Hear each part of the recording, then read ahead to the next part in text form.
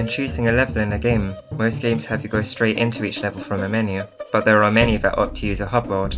A hub world is an area of a game that feels like home, that you can return to between levels and usually enter new levels from within.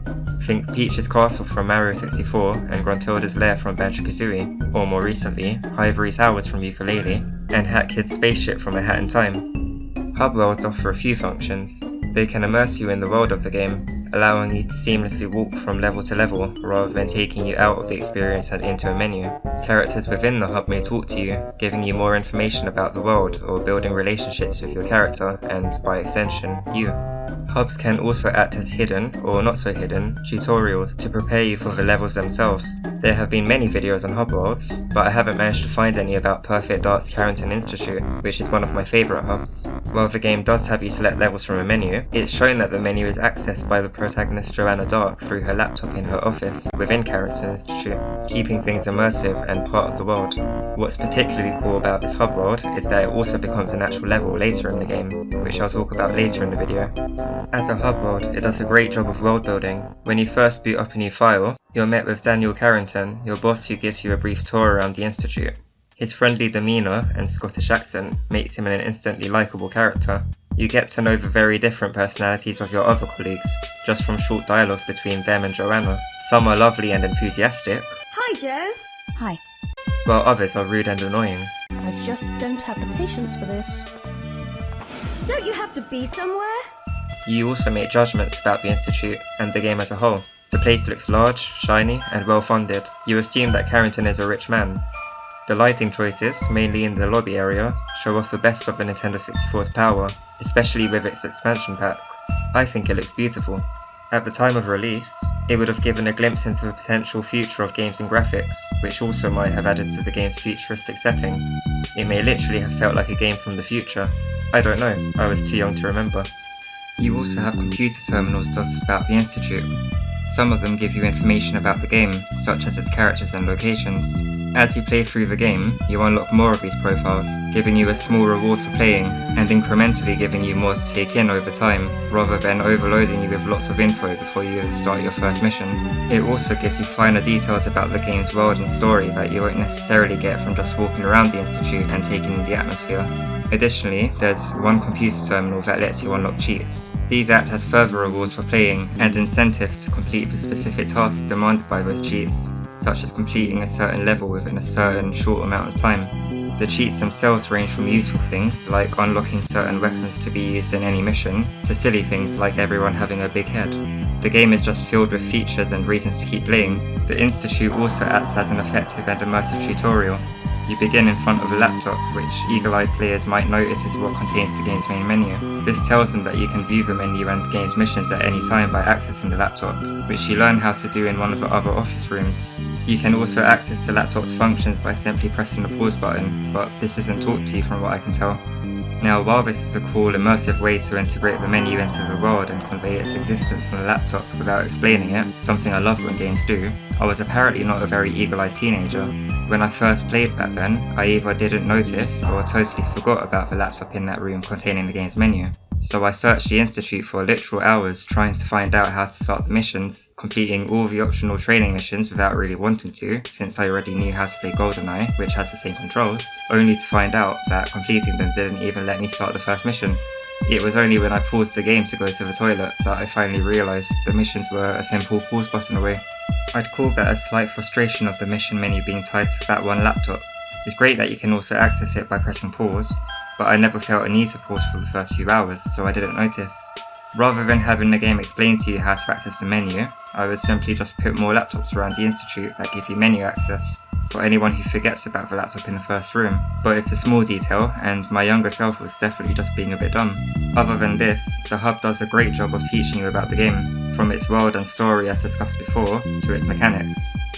There are training missions you can access on various laptops around the Institute, including using basic movements and attacks on simulated enemies, firing different weapons in a shooting range, with varying target patterns and point requirements depending on mission difficulty, and my favourite, the tutorials on spy gadgets. Each gadget lesson gives you further access into secret tunnels behind the wall, learning how to use the gadget to progress, with the ultimate and amusing goal of using the last gadget, a cloaking device, to sneak up on Carrington through the tunnels and spook him. The best part is that this is all optional. If you're not interested in the finer details of the world and story, or you already know how to play the game, you don't need to explore the Institute or complete its training missions. It's totally up to you. Now it's worth mentioning that the levels in both this game and GoldenEye, including Perfect Dark's hub world, were created before any missions and objectives were implemented, to give it a sense of being a realistic place.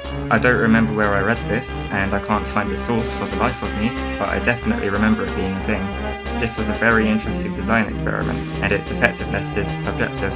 While it's cool to have the missions adapt to an existing place, which I think is uncommon in games, there are a couple of downsides I can think of. The first is that the mission designers are bound by the level's existing layout, rather than being able to design its layout based on the gameplay and objectives. This may result in missed opportunities they might have otherwise thought up.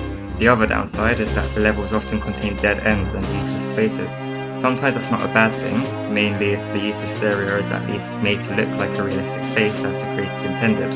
But in this level, there are a few corners that are literally bare that would at least benefit from having a set of shelves or crates, as we would put in a space like that in real life. In fact, the whole Institute looks quite bare in many areas, not very lived in or worked in.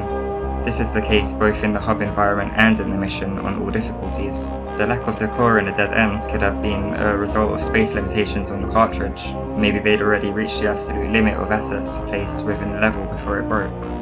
If that was the case though, maybe they would have just been better off cutting those dead ends out of the game. Finally, between missions, you can return to this hub at any time. Carrington will no longer take you on an office tour. He will instead be in his own office room, chatting with you if you visit him. Other than this, it seems to be identical. The training missions and terminals are all still there, updating as you unlock more things or complete any unfinished training missions. This ability to return really gives it a sense of home, as any good hub world does, and if you take a long break from the game and forget how to play, you can just return there to refresh yourself with the training missions, rather than restarting the whole game. Now, it's time to talk about Carrington Institute when it becomes a mission later in the game. Each difficulty level, up to Perfect Agent, adds more objectives, so I'm going to talk about Perfect Agent difficulty since it gives the full experience. When I start a Perfect Dark mission, I make sure to read through my objectives and see what gadgets I start with. Here, the objectives are turn on all the auto defense guns, save the hostages, retrieve the experimental weapon, which has a cloaking function to turn you temporarily invisible, destroy the research materials in Carrington's safe, and finally, stop the bomb from detonating. I noticed that to open Carrington's safe, it says to use the laser that I'm provided with, which I'd never used before. It sounds fun. The boost item sounds like it could be a drug that enhances my strength or something. I try it, and it turns out that it slows down time, and I can use it twice. I like to treat the first few mission attempts as a little playground, exploring different areas and possibilities to learn the best ways to carry out each objective. Each time I die and retry, it feels like I'm improving and learning at a fast rate, which is satisfying. The same is true for this level, but what's cool about it is that you can use your existing knowledge of the hub world to find your way around the level more easily. Even if it's been a while since you explored the hub, you'll have a general idea of where the main locations are, and if you like, you can go back to the hub and use it as a safe way to explore the level's design without being shot at. I did this to learn the locations of the automatic guns, and to find out that a lot of areas are pretty much useless in the mission, which would have taken a frustratingly long time to find out while being shot at. I love that in this game, you're given a small open world with different objectives to complete, usually in any order. But after exploring this level, I noticed that you have to do them all in a specific order. For the first objective, it makes sense. If you take too long to complete it, they find and kill Carrington, so it's best you do it first. But for objectives 3 and 4, it's a bit strange. Why are you unable to access this computer and take the experimental weapon before the hostages are saved? Why does laser cutting the safe not do anything until after you pick up the experimental weapon? Maybe it's to ramp up the difficulty, or to make it more cinematic with Carrington's voice acting out the dramatic scene in the correct order, but you could argue that it takes away the creative aspect of the rest of the game. It could be cool if you could choose to pick up the experimental weapon and use its cloak to sneak into the rooms and save the hostages without being seen. On the other hand, maybe that would be too easy, so perhaps they made the right choice for this level. Back to the topic of improving as I go, it was extremely fun adapting my playstyle with each set of retries to decrease the chance of mission failure. For the first bunch of tries, I was running to turn on the furthest automatic gun first, but sometimes Carrington would get killed before I got back to the room he was in to turn on the guns there.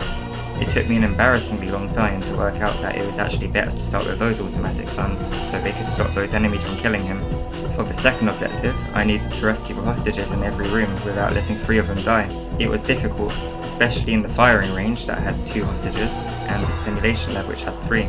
For a long while, I was using my first boost to slow down time when entering the firing range, because the hostages in that room were getting killed very quickly. But I soon noticed that most of the time they were going to get killed anyway, regardless of how I played. They would often already be dead before I even turned the corner, so slowing time was useless. I decided to just use that boost to rescue the hostages in the simulation lab, as this was the hardest room, then worked out the best way to pick off every enemy in the leftover rooms without slowing down time or letting any more hostages die. I wanted to save the second boost for the final objective, as I guessed it would be hard. The third objective required me to go back to the firing range and access the computer, which I couldn't access before for whatever reason. This let me take the experimental weapon from the glass panel. Easy enough. I checked out the weapon and realised it was an automatic gun that also let me turn invisible for a while. Definitely useful. The fourth objective was also easy enough. I needed to go upstairs yet again to cut open Carrington's safe with the laser and destroy the research materials inside before the enemies would take it. I liked this objective. It was a nice and simple idea, and the laser weapon was cool because it could also damage enemies at a close range without having an ammo limit, though it wasn't very strong, which balanced it out. The final objective gave me 2 minutes to run downstairs and outside, hack the enemy aircraft with my data uplink, and wait for the uplink to disable the bomb inside the aircraft before it exploded and killed us all. But on the way to the aircraft, there were so many enemies that I died a couple of times to them, even when using my second boost. It was on the third try at this objective that I remembered about the experimental weapon having a cloaking function. I used it to run past all the enemies who literally didn't see me, and hack the aircraft outside with no threat. Finally, I used the boost to escape in slow motion just in case any enemies started shooting at me, which they didn't. Mission completed. Overall, it was a really fun mission. It felt quite unfair at first, until I experimented with different routes and boost usages, realising there were ways to guarantee safety of Carrington and most of the hostages with enough skill. What I love about this game is that it drops you in an environment, gives you a set of objectives and gadgets, and lets you figure it all out on your own.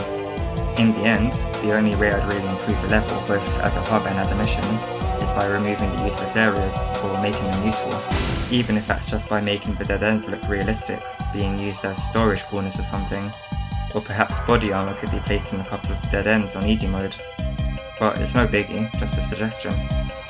Thank you for watching this video, I hope you enjoyed it. Let me know in the comments what you thought about it, and hopefully I'll make another one soon.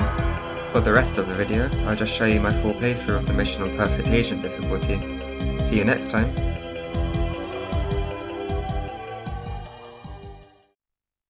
All ready, John?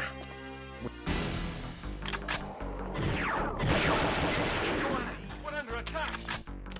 Get the guns back online! Hurry! The auto defenses will really help me out.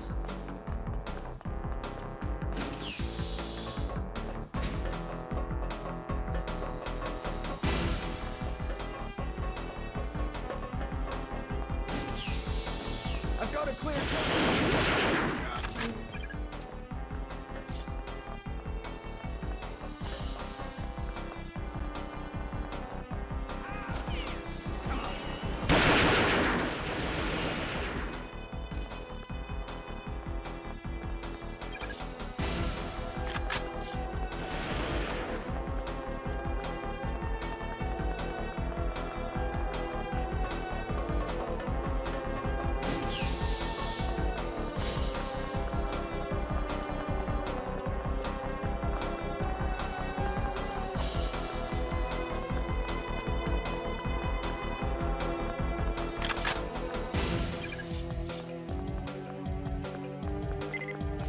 Taken hostages!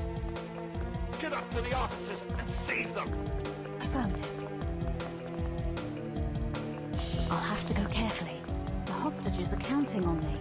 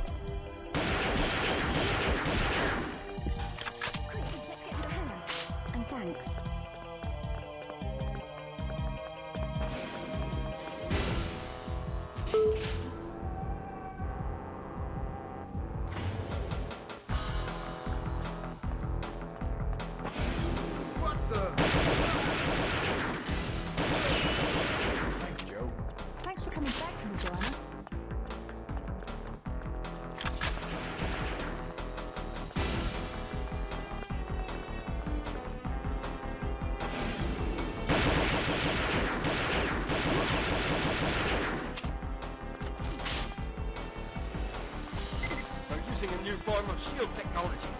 Foster was working on a new weapon, which may be useful. Received.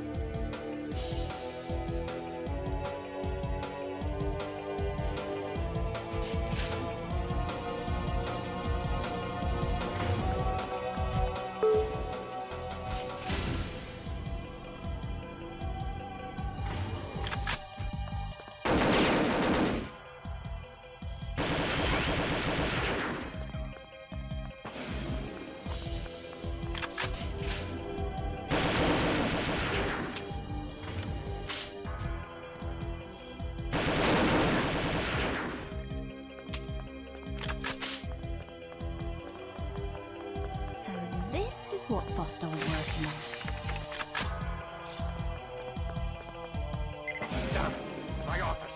If we get access! Get there first, Joe, and destroy the